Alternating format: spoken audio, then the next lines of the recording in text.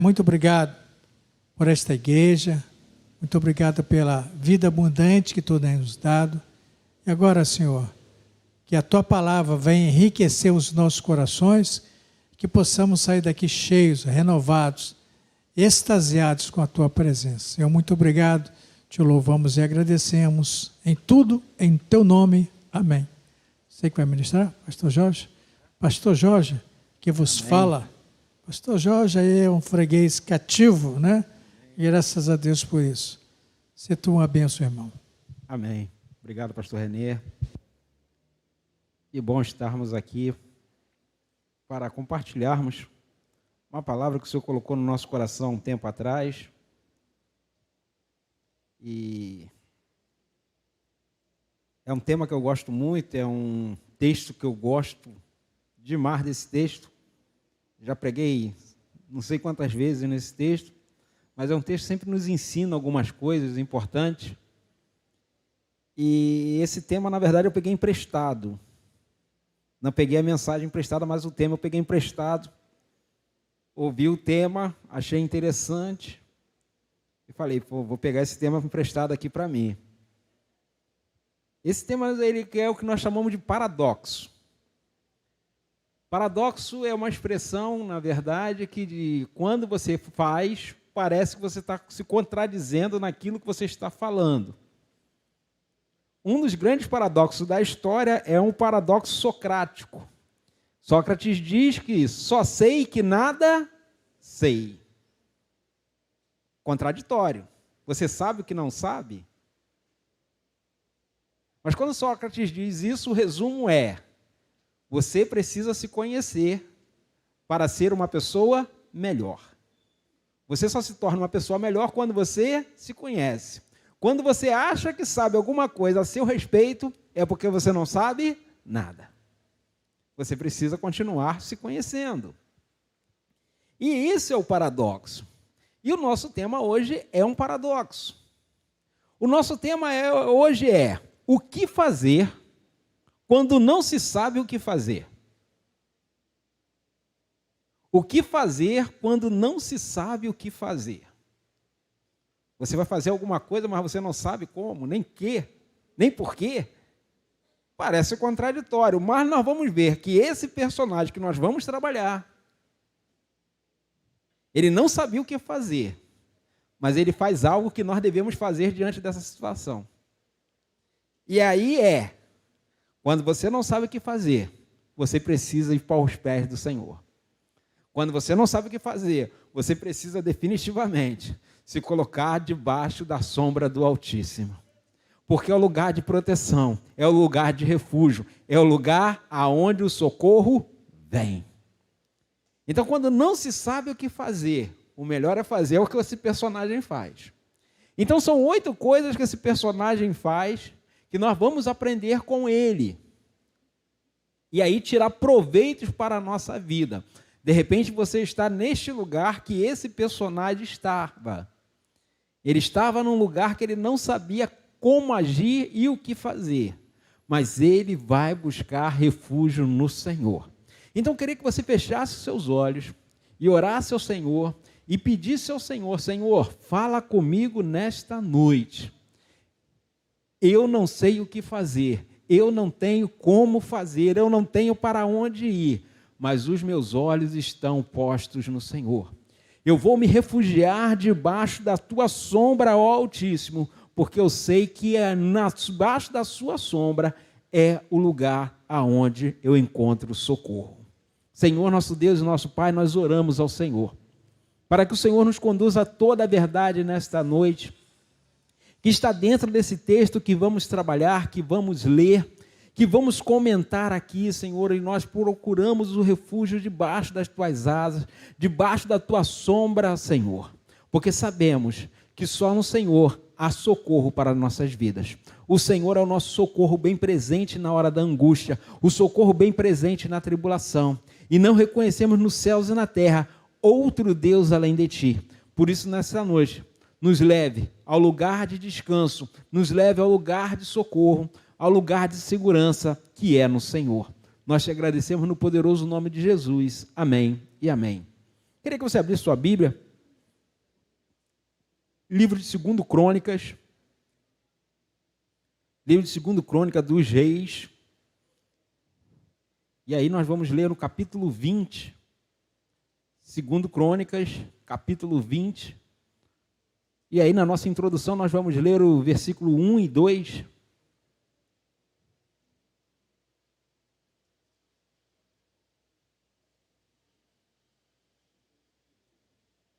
para nós entendermos aqui essa situação. 2 Crônicas 20, 1 e 2.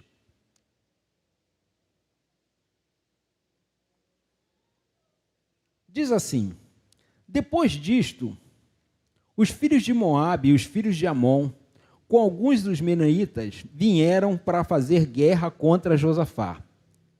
Então vieram alguns que avisaram a Josafá, dizendo: uma grande multidão está vindo contra Judá, do outro lado do Mar Morto da Síria, e eis que eles já estão em Azazote Tamar, que é em Gedi. Então nós temos aqui uma narrativa que diz que depois que Josafá fez grandes obras, grandes conquistas, reformou grandes coisas em Jerusalém, fez grandes obras estruturais na cidade, ele é avisado de que 3 povos se uniram para vir guerrear contra ele. E aqui eu gosto sempre de destacar que quando cita esses 3 povos aí que fazem esta aliança contra Josafá, eles não são estranhos. Eles são parentes de Judá. Os 2 aí primeiros, lá em Jacó, que é o que dá origem ao povo de Israel, seriam primos de 3º grau. Os menonitas seriam primos de 1º grau, melhor, sobrinhos de Jacó. Então, parentes próximos, que vieram fazer guerra contra Josafá. Não eram estranhos, eram gente próximas, pessoas próximas de Josafá.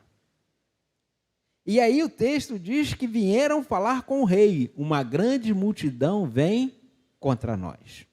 Vem para invadir o país. E a intenção desse povo não era somente invadir o país e conquistar, mas era dizimar Judá do mapa. Usando um falso argumento para justificar a ação que não correspondia aos fatos reais que tinham acontecido. A desculpa deles era uma proposta, na verdade, de passar por cima de Israel e limpá-los do mapa, riscá-los do mapa, porque eles tinham cometido uma injustiça no passado, e isso não corresponde aos textos bíblicos. Quando Moisés sai do Egito, o Senhor impediu que Moisés e o povo de Israel entrassem na terra desses parentes de Israel. O Senhor falou: não passem na terra dos seus parentes, passem ao lado dela, passem na faixa das divisas da terra deles, para não invadir o território, para não dar motivos de briga e confusão familiar. E é exatamente o que Moisés faz. Moisés passa na divisa entre Moabe e Amon, para que não haja invasão de terras. Quando passa na terra, ali, os descendentes de Esaú também passam na divisa para não invadirem a terra, para não causarem danos aos seus parentes. E, no entanto, agora eles se juntam para destruir Israel, usando o argumento que Israel teria entrado nas suas terras, coisa que não aconteceu, porque o Senhor alertou Moisés para que não fizesse. Então Josafá agora está num dilema. Daria para guerrear contra um desses exércitos, daria para guerrear contra 2 desses exércitos, mas contra os 3 não dava. Josafá poderia simplesmente fazer o seguinte: vou contratar mercenários para me ajudar nesta batalha. Poderia ir no rei da Síria, que era um grande exército, um exército poderoso, que aceitava ser comprado por prata e ouro, e pedir socorro. Poderia em outros vizinhos também buscar socorro ali para poder fazer alianças no próprio reino do norte, para enfrentar esses inimigos. Mas Josafá decide fazer aquilo que nós precisamos quando não sabemos o que fazer. Às vezes nós estamos diante de um grande... Estão vindo, mas não sei, não tem problema não. Não dava conta. O medo é uma reação natural do ser humano. O que não pode ser natural é o excesso de medo. É o medo desenfreado. É o pânico. O pânico é uma doença, que é a síndrome do pânico. Quando o medo sai, na verdade, do controle emocional da pessoa. Mas Josafá passa a ter medo daquela situação. Não dava para resolver com seus recursos. Parte do desenvolvimento é você sentir medo diante de algumas situações. Tem alguns medos que são incompreensíveis, mas a gente respeita. Tem gente que tem medo de barata, a gente respeita. Mas é incompreensível. Você tem 50, 100 vezes o medo. Mas a gente compreende, a gente entende. A gente respeita. Tem gente que tem medo de besouro. Tem gente que vê um bichinho voando, se espanta, corre, dá um grito. A gente respeita. Mas são medos que, em comparação do seu tamanho com o tamanho do inseto, não faz jus. Mas a gente respeita. Quando esse medo se torna incontrolável, você precisa buscar ajuda médica, ajuda psíquica. Porque esse medo, na verdade, ele está incontrolável. Mas Josafá teve uma reação natural do ser humano, ele teve medo. Mas aí a segunda coisa que Josafá faz, ele toma a decisão certa. Ele está vivendo a realidade, ele tem medo, mas a segunda coisa que ele faz, ele toma a decisão certa. Que é a parte B do verso 3. Ele decidiu buscar o Senhor. Ele fez a coisa certa. Josafá, vivendo a sua realidade, ele teve medo daquela multidão que vinha contra ele, mas ele decide buscar ao Senhor. Então você está vendo que ele está acertando. Ele não sabia definitivamente o que fazer, mas ele faz aquilo que cada um de nós precisamos diante de uma situação que nós não conseguimos dar conta. Nós precisamos buscar refúgio no Senhor. E aí é o que Josafá faz.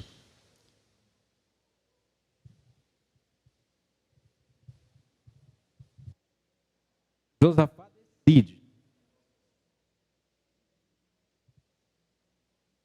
Josafá decide buscar refúgio no Senhor. Então ele vai e busca refúgio no Senhor, e não só isso. Josafá toma a decisão certa, mas Josafá ele não se isola. Porque muitas das vezes, diante de um grande perigo, diante de uma grande questão na vida, de um grande problema na vida, a gente começa a se isolar. A gente some da igreja, a gente para de procurar as pessoas. E aí, irmão, está tudo bem? Está tudo bem. Mas tem um mês que ele não vem na igreja. Está tudo bem? Não está, gente. Alguma coisa está acontecendo. Está doente? Não. Está com algum problema de saúde? Está com algum problema na família? Não sei o que. Não, está tudo certo. Não está tudo certo, gente. Se você era um membro praticante, se você era um membro que trabalhava, que se empenhava na obra, de repente você para de aparecer, para de seguir os compromissos, para de fazer parte das tarefas que você fazia, das escalas que você cumpria. Tem alguma coisa errada, não pode estar tudo certo. E aí a pessoa começa a se isolar. Então Josafá ele não se isola. O versículo C, a parte C do versículo 3 e a 4 diz assim: e proclamou um jejum em todo Judá. Judá se congregou para pedir socorro ao Senhor. Também de todas as cidades de Judá veio gente para buscar o Senhor. Josafá decidiu não se isolar. Ele buscou socorro, ele buscou ajuda. E muitas vezes na família a gente começa a querer isolar as pessoas do problema. Não vou falar nada para os meus filhos, não vou falar que eu perdi o emprego, não vou falar que o meu salário foi reduzido, não, para ninguém ficar alarmado. E aí continua vivendo como se nada tivesse acontecido. Aí quando os primos de São Paulo começam a ligar, aí o sujeito, não vou não. Todo mundo sabe quem são os primos de São Paulo, né, gente? Os primos de São Paulo, pessoal, do cartão de crédito, da fatura que está cobrando, e você, né, vê o 011 e já se assusta. O pai tem um telefone aqui te ligando direto, lá de São Paulo. A família não sabe de nada. O sujeito continua achando que está tudo certo, não está tudo certo. Então ele precisa se comunicar, ele não pode se isolar, a família precisa ser comunicada, precisa compartilhar do que está acontecendo. E muitas das vezes o sujeito é omisso nisso e ele pensa que vai melhorar assim de um passe de mágica. Não. A família precisa estar junta, precisa se ajustar junta. Precisa fazer alguns ajustes juntos. Todos precisam participar. Então Josafá faz justamente isso, ele proclama ali um jejum e ele chama o povo para perto. E compartilha com o povo. E o povo atende ao chamado do rei. E diz que veio gente de todas as cidades para buscar o Senhor, porque o rei tinha se comprometido a fazer isso. O exemplo veio de cima. Quando o governante busca o Senhor, quando o governante se humilha diante do Senhor, pede socorro ao Senhor, porque ele não tem o que fazer, o povo atende. E é sempre assim. Quando a autoridade ela começa a buscar se voltar ao Senhor, o povo também se volta ao Senhor. E aí Josafá consegue trazer o povo para perto dele, e o povo decide buscar ao Senhor junto com o rei. E a quarta coisa que Josafá faz, não deixe de estar na casa do Senhor. A coisa aperta, os problemas surgem, a dificuldade familiar surge, a falta de dinheiro muitas das vezes causa problemas familiares. O sujeito fica desempregado, aí fica em casa há muito tempo, não está acostumado a ficar em casa há muito tempo, não consegue lidar muitas das vezes com os filhos o tempo todo. A pandemia é um sinal disso. As pessoas, de repente, de uma semana para outra, o cara ficava 10 horas fora de casa, agora está o tempo todo dentro de casa, os conflitos acontecem. E aí, de repente, numa situação dessa, o sujeito para de vir na igreja, para de estar na casa do Senhor. E Josafá, ele não deixa de estar na presença do Senhor. Josafá chama o povo vem, e o versículo 5 diz assim: Josafá se pôs em pé na congregação de Judá e de Jerusalém, na casa do Senhor, diante do pátio novo. Ele tinha feito a reforma lá, ele tinha restaurado a casa do Senhor, e agora ele está lá na casa do Senhor, chamando o povo à adoração, ao jejum. O jejum não é para conseguir bens, o jejum é para fazer isso, é para se humilhar diante do Senhor, reconhecer que nós não temos força suficiente para vencer grandes inimigos. E Josafá se humilha diante do Senhor e reconhece a sua limitação. E aí o povo vem junto, o povo fica junto com ele. E aí é a quinta coisa que o rei faz, que nós precisamos fazer: reconheça a grandeza de Deus.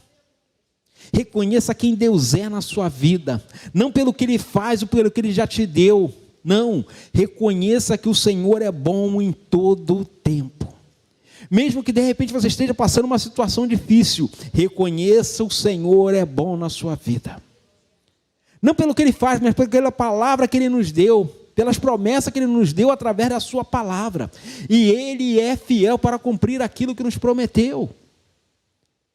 Então Josafá, ele ora ao Senhor e diz: ó Senhor, Deus de nossos pais, não és tu o Deus do céu?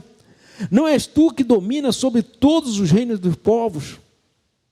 Na tua mão está a força e o poder, e não há quem possa te resistir. Não há quem possa resistir ao Senhor. Ele reconhece a grandeza, o poder, a soberania de Deus sobre tudo e sobre todos. Não há quem possa resistir ao Senhor.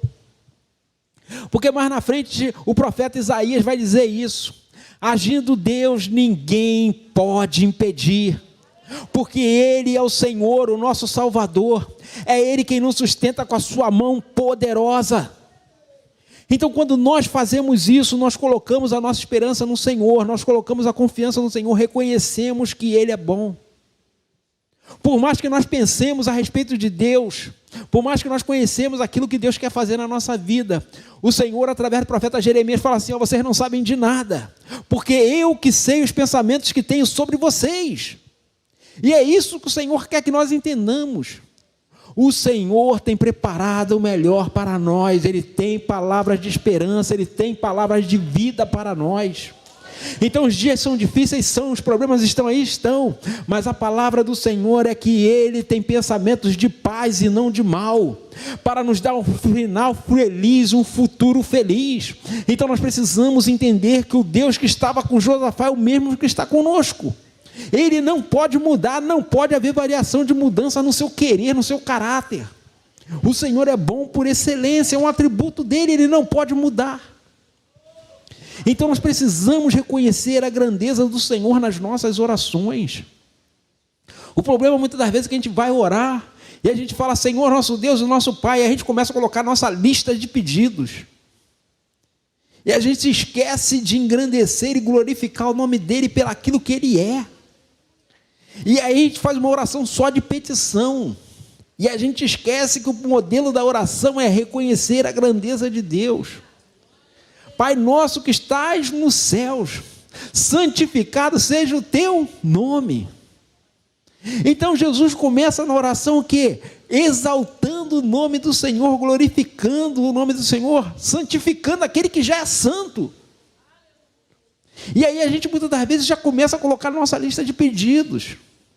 E esquece que Deus é um ser digno de adoração. Então Josafá reconhece isso diante de Deus.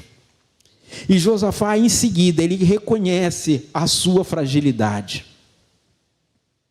Ele reconhece que Deus é grande, forte e poderoso, mas ele reconhece que ele é pequeno. E não há força neles, nem no seu exército, nem no seu povo, para enfrentar os seus inimigos. E ele diz assim, na parte B do versículo 12: porque em nós não há força para resistirmos a essa grande multidão que vem contra nós. Não sabemos o que fazer, mas os nossos olhos estão postos em Ti. Não sabemos o que fazer, é o tema. Eu não sei o que fazer nessa situação, nós não sabemos o que fazer nessa situação, nós não sabemos o que fazer diante da inflação que está aí comendo o nosso salário, mas os nossos olhos estão postos no Senhor. O princípio continua o mesmo, a nossa esperança está no Senhor. Então Josafá reconhece que a fragilidade do seu povo, a fragilidade do seu exército. Ele entende que não há força suficiente para enfrentar aqueles inimigos. E aí, Josafá diz: Senhor, os nossos olhos estão em Ti. Colocamos os nossos olhos no Senhor, porque do Senhor vem o nosso socorro. A sétima coisa que ele faz: descansa no Senhor, pois dele vem o socorro. Mas pastor, se eu não fizer alguma coisa, não pensa nisso não, você não tem nada para fazer, filho. Por mais que você tente fazer, você não vai conseguir fazer, porque não tem força o suficiente para enfrentar. Aí a gente precisa reconhecer a nossa fragilidade diante de situações adversas. E aí ele diz aí no versículo 13: então no meio da congregação, o Espírito do Senhor veio sobre Jaziel, filho de Zacarias, filho de Beneia, filho de Jeiel, filho de Matanias, levita dos filhos de Asaf. Jaziel disse: escutem com atenção todo Judá e moradores de Jerusalém e rei Josafá. Assim diz o Senhor: não tenham medo nem se assuste por causa desta grande multidão, pois esta batalha não é de vocês, mas de Deus. Deus tomou, aplauda o Senhor. Deus tomou o lugar na batalha do seu povo, porque o povo confiou no Senhor. O povo decidiu no seu coração se reunir, se congregar junto e buscar socorro no Senhor. O povo estava com uma mente só. O povo tinha um único objetivo: buscar a face do Senhor. E a unidade é tão poderosa, gente, que a gente não tem noção. Um dos maiores textos que falam de unidade na Bíblia é na Torre de Babel. Os caras da Torre de Babel, os caras tinham uma unidade tão grande, mas tão grande, que a Bíblia diz que Deus olhou do céu e falou, ó, vamos parar esses caras, porque esses caras vão conseguir chegar aqui no céu. Para você ver, a mente dos caras era num projeto que os caras intentaram de enfrentar Deus, que Deus falou, esses caras vão conseguir. A palavra do texto diz justamente isso. Os caras pensavam iguais, a mente dos caras estava em unidade plena. O princípio era para o mal. O princípio estava errado. Que era desafiar o Senhor. Por que eles queriam fazer a Torre de Babel? Se cair outro dilúvio, Deus não vai conseguir matar a gente, não. A gente vai continuar pecando, fazendo errado, fazendo o que quer. Porque aí a gente não vai morrer mais afogado no dilúvio. Então Deus pode mandar dilúvio que não vai mais acabar com a gente. Então, o princípio do coração era mau, era perverso. Mas a unidade dos caras, o Senhor destaca. Porque os caras pensavam igual. Aqui também eles estão pensando igual. O princípio é buscar ao Senhor. As pessoas vieram de longe para buscar o Senhor no pátio novo e se reuniram em Judá, ali em Jerusalém, e todos tinham um só pensamento: buscar socorro no Senhor. Então a casa precisa estar unida. Jesus falou, olha só, uma casa dividida ela não fica de pé. Um povo dividido ele não fica de pé. Nós estamos passando por um problema terrível nesse país. Pessoas brigando por causa de política, casa brigando por causa de política. Pessoas que eram amigas que não se falam mais por causa de política. E nós estamos vivendo um país que ele vai de mal a pior, porque as pessoas não conseguem entender que um reino dividido, ele cai. Não sou eu não, foi Jesus quem falou. É princípio bíblico. O país só consegue crescer quando ele se une num propósito. Precisamos puxar para o mesmo lado. Quando se puxa para os dois lados, a corda arrebenta. E a corda arrebenta sempre no lado mais fraco. Os mais pobres sempre penam. O que nós precisamos nesse país não é de dualidade, não é de divisão. O que nós precisamos é de unidade. Então o que nós precisamos entender? Eu não posso perder meu tempo discutindo se A ou B é bom ou não. O que eu preciso entender é falar, Senhor, cumpre o teu princípio em nós, porque se nós colocarmos a nossa esperança no Senhor, observando a nossa unidade no Senhor, o Senhor trará resposta favorável a este país, o Senhor trará resposta favorável a nós. Então nós precisamos entender que esse povo aqui, eles decidiram firmemente olhar com um único objetivo: descansar na palavra do Senhor, se unir num propósito, ter unidade de pensamento, e para conseguir o objetivo que é alcançar o favor do Senhor. Então eles descansam diante do Senhor, eles ouvem a palavra do profeta, e o profeta diz para eles: vocês não precisam ter medo, vocês só precisam confiar no Senhor. E isso serve para nós também, do mesmo jeito que o profeta falou no passado, a palavra continua hoje. Você precisa descansar no Senhor, crer no Senhor, que o Senhor está no meio da sua batalha. Se o seu inimigo é maior do que você, é mais forte do que você, creia, o Senhor continua no controle de todas as coisas. E a última coisa que Josafá fez junto com o povo: não pare de adorar e louvar ao Senhor, mesmo no meio da batalha. Josafá continuou adorando ao Senhor, ele recebeu uma palavra poderosa.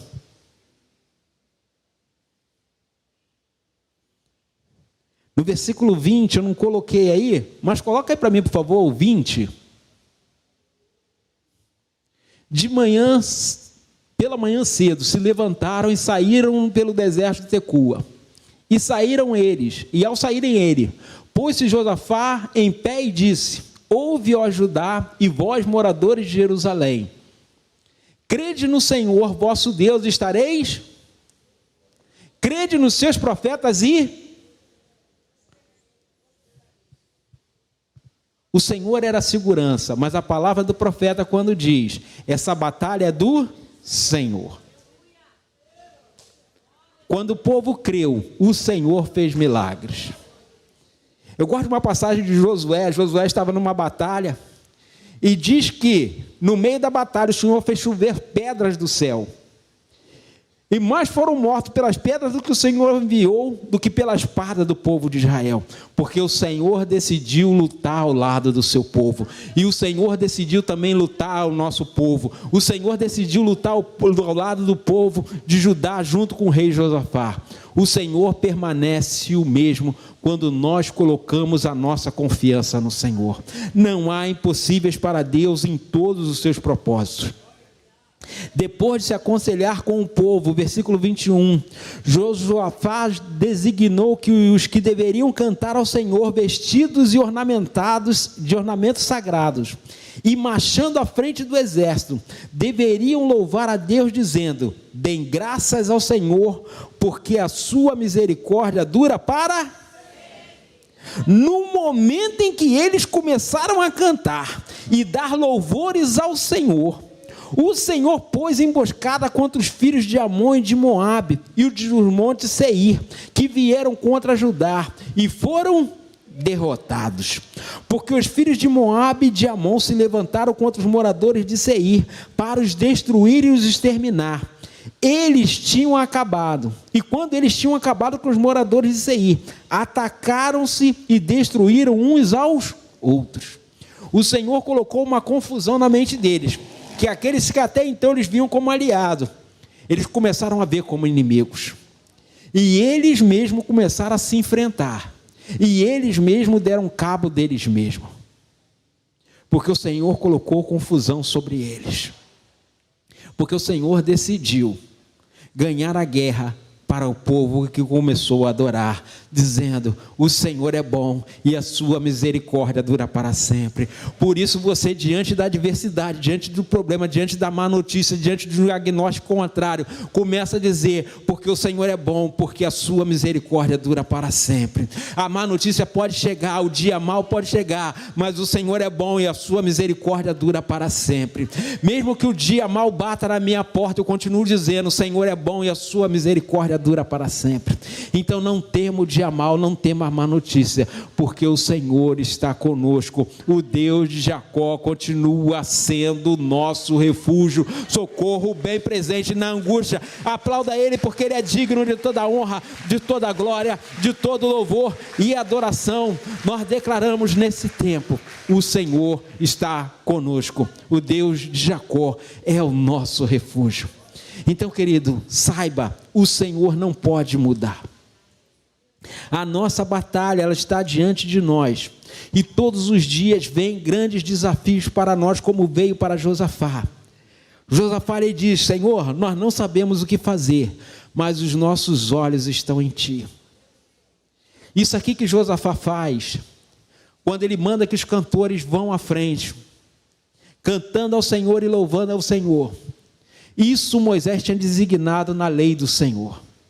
Na lei do Senhor dizia que quando o povo fosse para a batalha, antes dos guerreiros saírem, antes dos exércitos saírem, antes da infantaria sair, antes da artilharia sair, os louvadores ali, os cantores, os músicos deveriam ir à frente, louvando e engrandecendo ao Senhor, dizendo: o Senhor é bom, a sua misericórdia dura para sempre. Se fizessem isso, ali começaria a vitória do seu povo. Então, querido, todos os dias você declara isso: o Senhor é bom e a sua misericórdia tem me acompanhado todos os dias da minha vida.